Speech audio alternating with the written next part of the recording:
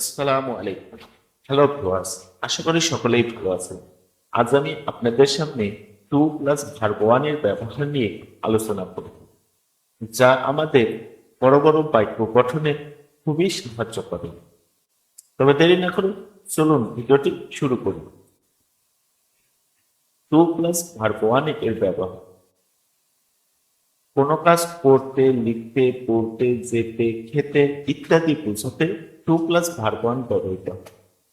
যেমন শিখতে, to learn; লিখতে, টু রাইট; পড়তে, টু রিড; যেতে, টু গো; খেলতে, টু প্লে; আসতে, টু কাম; বসতে, টু সিট; দৌড়াতে, টু রান; কথা বলতে, টু স্পিক।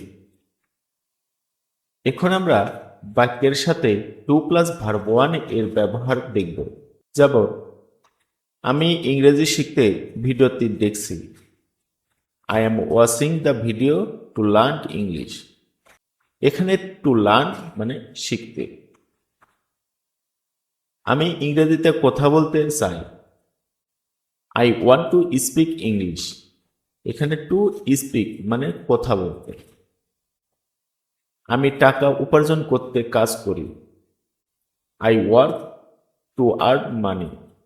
এখানে টু আর্ন মানে উপার্জন করতে। সে কাজ করতে অফিসে যায়। He goes to office to work.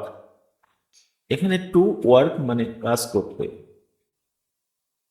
আমি মাছ কিনতে বাজারে গিয়েছিলাম। I went to market to buy fishes. এখানে টু বাই মানে কিনতে। তারা ইংরেজি শিখতে প্রতিদিন প্র্যাকটিস করে। They practice to learn English everyday. To learn মানে শিখতে। আমি ইংরেজি শিখতে ভিডিও বানাই। I make videos to learn English. এখানে টু লার্ন মানে শিখতে। আমি অনেক টাকা উপার্জন করতে বিদেশে যেতে চাই। I want to go abroad to earn A lot of money. এখানে টু গো মানে যেতে, টু আর্ন মানে উপার্জন করতে। আশা করি ভিডিওটি বুঝতে পেরেছেন। যদি ভিডিওটি বিন্দুমাত্র ভালো লেগে থাকে তবে লাইক দিবেন, কমেন্ট করবেন এবং বন্ধুদের সাথে শেয়ার করবেন।